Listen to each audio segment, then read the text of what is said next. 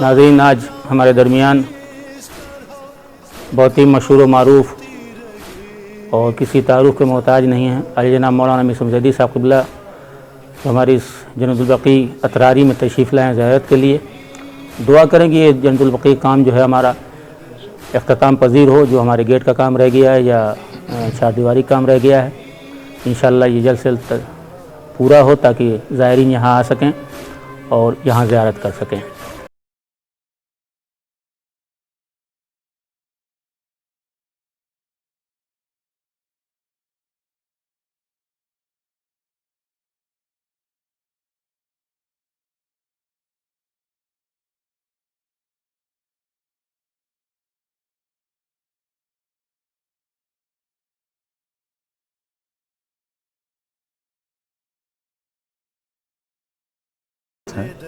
ان کی شبیہیں تعمیر کرائیں، اور ان کو تعمیر کرانے کا مقصد صرف اور صرف یہ ہے کہ جو لوگ وہاں نہ جا سکیں وہ یہاں آ کر زیارت کے شرف حاصل کریں، اس لیے کہ اللہ نے شبیہ میں بھی وہی عظمت و برکت رکھی ہے جو اصل میں ہے۔ اس سلسلے میں بہت سی احادیث اور بہت سی روایات دلیل کے طور پر پیش کی جا سکتی ہیں۔ میں سمجھتا ہوں کہ یہ صرف والہانہ محبت ہے آل محمد سے،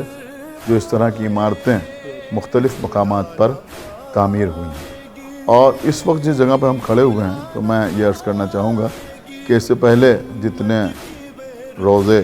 یا اس طرح کے جتنے مقامات تعمیر ہوئے، ان کو تعمیر کرنے میں اکثر شاہان وقت یا بادشاہان وقت کا ہاتھ رہا۔ مثلاً اودھ میں، لکھنؤ میں بہت سے روضے اس طرح کے تعمیر کیے گئے، لیکن اس وقت اپنی حکومت تھی اور اس حکومت کے تحت وہ روضے تعمیر کیے گئے۔ لیکن میں سمجھتا ہوں کہ اس دور میں اس شبیہ جنت البقیع کا تعمیر ہونا، اور بھی بہت سے مقامات پر اس دور میں بھی بہت سے اس طرح کے مقامات تعمیر ہوئے ہیں، یہ بتاتا ہے کہ اہل بیت کے سلسلے کی کسی خدمت کے لیے بادشاہت ضروری نہیں ہے،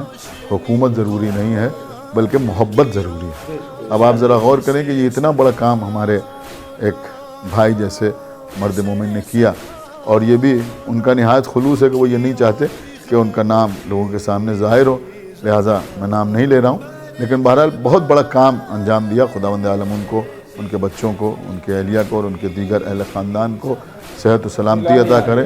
ہر طرح کے شر سے محفوظ رکھے، اور سب سے بڑی بات میں عرض کروں گا کہ حاسدوں کی نظر سے محفوظ رکھے۔ بہت بڑا کام انہوں نے کیا، اور خاص طور سے یہ شبیہ جنت البقیع، یہ شبیہ جنت البقیع اتنی شاندار بنائی، اور یہ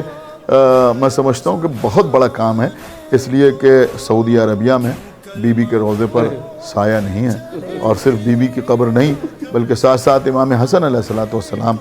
امام زین العابدین علیہ السلام، امام محمد باقر علیہ السلام، اور امام جعفر صادق علیہ السلام، یہ تمام قبور جو ہیں وہ جب لوگ جنت البقیع میں جاتے ہیں تو دیکھتے ہیں کہ دھوپ میں ہیں، قریب جانے نہیں دیا جاتا۔ ایک نہایت کمینے قسم کا انسان بیٹھا رہتا ہے جو مختلف قسم کی بکواس کرتا رہتا ہے، اور یہ کہتا ہے کہ روضوں کے قریب جانا بدعت ہے اور شرک ہے اور یہ ہے اور وہ ہے،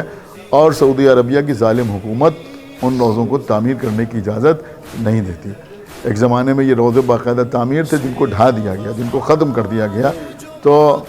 یہ روضہ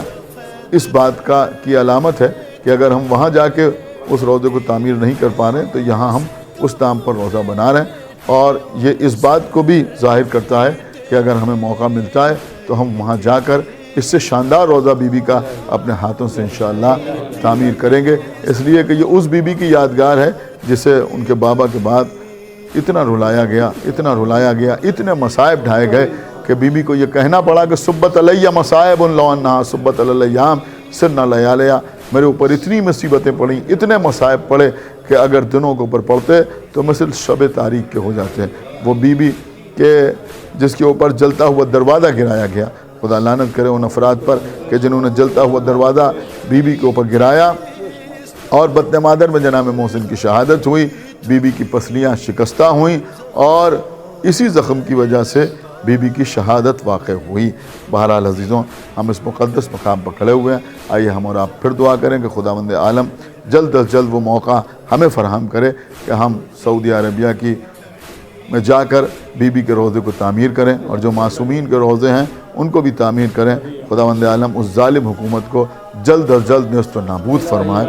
اور جو حضرات اس سلسلے میں کسی قسم کی کوشش کر رہے ہیں خداوند عالم ان کو ہر عرضی اور سماوی بلا سے محفوظ رکھے، اور جلد از جلد پروردگار ہمارے امام زمانہ کا ظہور فرمائے.